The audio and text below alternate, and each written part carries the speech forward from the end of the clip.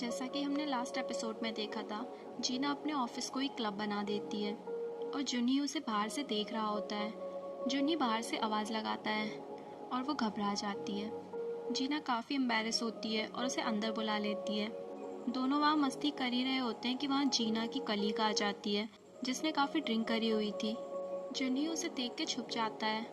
जीना उसे जैसे तैसे ऑफिस से बाहर निकालती है और घर जाने को कहती है, पर उसके ना मानने पर वो उसे बाहर तक छोड़ने जाती है। वो उसे पूरी राम कथा बताती है कि वहाँ पार्टी में क्या क्या हुआ और उनके सीनियर उनके साथ कैसा बर्ताव कर रहे थे। पूरे ऑफिस में अंधेरा हो जाता है। जब जीना ऑफिस में एंटर करती है वो काफ़ी घबराई हुई होती है कि जुनी ठीक है या नहीं। जुनी उसे कहता है, तुमने आने में इतना टाइम क्यों लगा दिया, और फिर दोनों अपने अपने घर चले जाते हैं। नेक्स्ट डे जुनी की सिस्टर उसे समझा रही होती है कि अगर तुम्हें रूम में रहना ही नहीं है तो मैं फालतू में रेंट क्यों भर रही हूँ। वो उससे पूछती है, क्या कोई लड़की का चक्कर है। वो उनसे मना करता है। वहीं दूसरी तरफ जीना के ऑफिस में एक वही लड़की जो पार्टी में मौजूद थी, बाकी सारी लड़कियों को कैबिन में बुलाया जाता है और उनकी खूब फटकार लगाई जाती है। इसलिए नहीं कि उन्होंने काम में कोई गलती की है, बस इसलिए कि वो उन लोगों के साथ ऑफिस पार्टी में नहीं गई थी। तीनों बार लंच के लिए आई होती हैं और यही बात कर रही होती है कि अब तो हद ही हो गई। तभी एक लड़की जुनी को देखती है और अंदर कैफे में चली जाती है। वो लोग उन्हें सीट देते हैं। जुनी का दोस्त उसे इशारा करता है। जुनी उस लड़की से बात करता है और पूछता है, अब कहाँ रहती हो। और वो तो काफ़ी एक्साइटेड होती है क्योंकि वो पहले से ही जुनी में इंटरेस्ट दिखा रही होती है। वो जुनी और जीना की केमिस्ट्री देखकर पूछती है, क्या तुम दोनों एक दूसरे को पहले से जानते हो। जीना कहती है कि इसकी सिस्टर और मैं सेम स्कूल और सेम कॉलेज में पढ़े हुए हैं। वो स्माइल करती है और कहती है, अच्छा फिर तो तुम एक फैमिली हुए। और तभी जुनी कहता है कि तुम्हारे एक स्टोर की ओनर मेरी सिस्टर है। और फिर तो वो लड़की जीना के पीछे पड़ जाती है कि वो किस स्टोर की ओनर है। अब से उस स्टोर को मैं संभालूंगी। जीना उसे कहती है, इससे मेरी फ्रेंड डिसअपॉइंट हो सकती है। वो कहती है, नहीं नहीं, उससे कोई दिक्कत नहीं होगी, मैं सब अच्छे से संभाल लूँगी। उसके बदले में तुम मेरा एक स्टोर ले लेना। और जब वो उसे इनडायरेक्टली ना कहती है तो वो उससे ये कहकर निकल जाती है, अब इस चीज़ को मैं खुद से हैंडल कर लूँगी। यहाँ जीना की माँ जीना के फ्यूचर को लेकर काफ़ी परेशान थी। वो अपने हस्बैंड से कहती है कि तुम जीना के बॉयफ्रेंड से बात करो, उसे घर पर बुलाओ, हम पूछते हैं कि उन दोनों के बीच में क्या हुआ है। उनके बार बार कहने पर वो उनकी बात मान लेते हैं। जीना एक बार फिर अपने बॉयफ्रेंड से मिलने आ जाती है। उसका बॉयफ्रेंड उसे उसी जगह पर ले जाता है जहाँ वो लास्ट टाइम एक लड़की को लेकर गया था। जीना उसे देखती है पर वो बिना कुछ कहे अंदर चली जाती है। वो अपने बॉयफ्रेंड के पास जाने से पहले अपनी फ्रेंड से बात करती है। वो फ़ोन में ज़ोर ज़ोर से बातें कर रही थी जिसे उसका भाई भी सुन लेता है। उसे काफ़ी गुस्सा आता है कि जीना एक बार फिर अपने बॉयफ्रेंड से मिलने चली गई, पर उन दोनों को क्या पता था कि जीना उसे कितनी खरी खोटी सुनाती है। नेक्स्ट डे वो ऑफिस में भी जीना से काफ़ी रूड बिहेव करता है और उस लड़की से काफ़ी अच्छे से बात करता है। और वो लिफ्ट में उसके साथ अपना नंबर भी शेयर करता है। जीना को भी ऑकवर्ड लगता है पर वो कुछ नहीं कहती। ऑफिस में मीटिंग चली रही होती है कि बाहर से एक स्टाफ आता है और कहता है कि हमारा एक स्टोर अभी तक ओपन नहीं हुआ है और उसके ओनर से भी कोई कांटेक्ट नहीं हो पा रहा है। बॉस काफ़ी गुस्से में आ जाते हैं और अपनी टीम को अभी वहाँ जाकर स्टोर ओपन करने को कहते हैं। सभी स्टाफ मेंबर में भगदड़ मच जाती है। सब अपने अपने फ़ोन पर होते हैं। और वहीं दूसरी तरफ वो लड़की जुनी से बातें कर रही होती है कि आज मैं तुम्हारे साथ लंच पर नहीं आ पाऊंगी, ऑफिस में कुछ काम आ गया है। जीना वही कार में बैठी हुई सब सुन रही होती है। वहीं दूसरी तरफ जुनी का दोस्त जो कि उस लड़की को काफ़ी पसंद करता है, वो भी कान लगाकर सारी बातें सुन रहा था।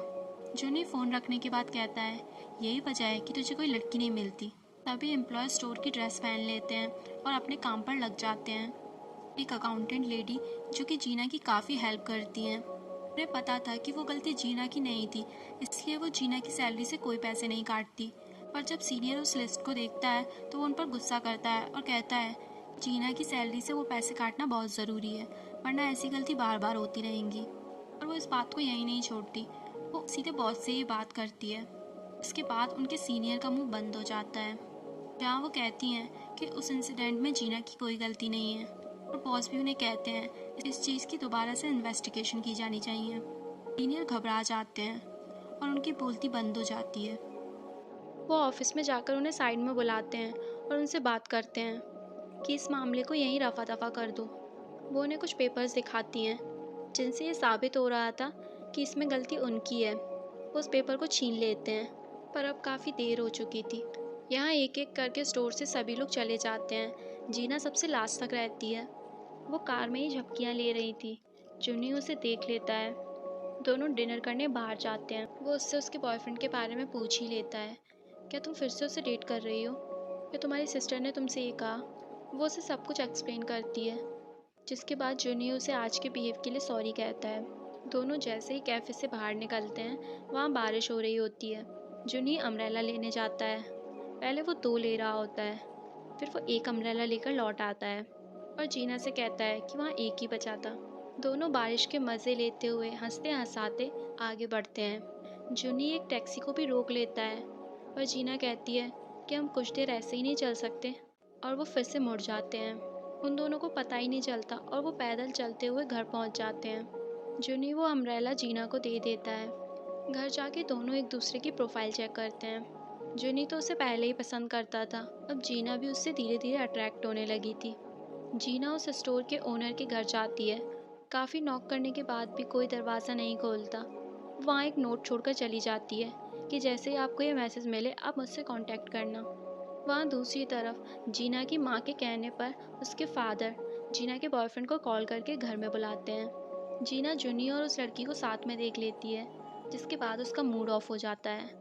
वो अपनी एक कॉलीग के साथ डिनर पर चली जाती है, पर जुनी तो ये सब अपने दोस्त के लिए कर रहा था। वो आधे रास्ते में ये कह देता है कि मेरे कुछ और प्लान है, तुम दोनों साथ में चले जाओ। यहाँ जुनी जीना के भाई के साथ होता है। वो दोनों पुराने दोस्त हैं। जीना के पास उसके बॉयफ्रेंड का कॉल आता है, और जब उसे ये पता चलता है कि वो उसके घर पर बैठा है, वो गुस्से से घर आ जाती है। यहाँ जुनी जीना के भाई को समझाता है कि उसका बॉयफ्रेंड उसे चीट कर रहा है। वो एक साथ 2-2 लड़कियों को डेट कर रहा है और तुम्हें इससे कोई फ़र्क नहीं पड़ता। और जब उसे इस बात से ज़्यादा फ़र्क नहीं पड़ता तो जुनी को काफ़ी गुस्सा आ जाता है। वो उससे घर चलने को कहता है। पहले तो जुनी उसे मना कर देता है, पर वो जीना को देखने का चांस कैसे मिस कर सकता था, तो वो उसके साथ चला जाता है।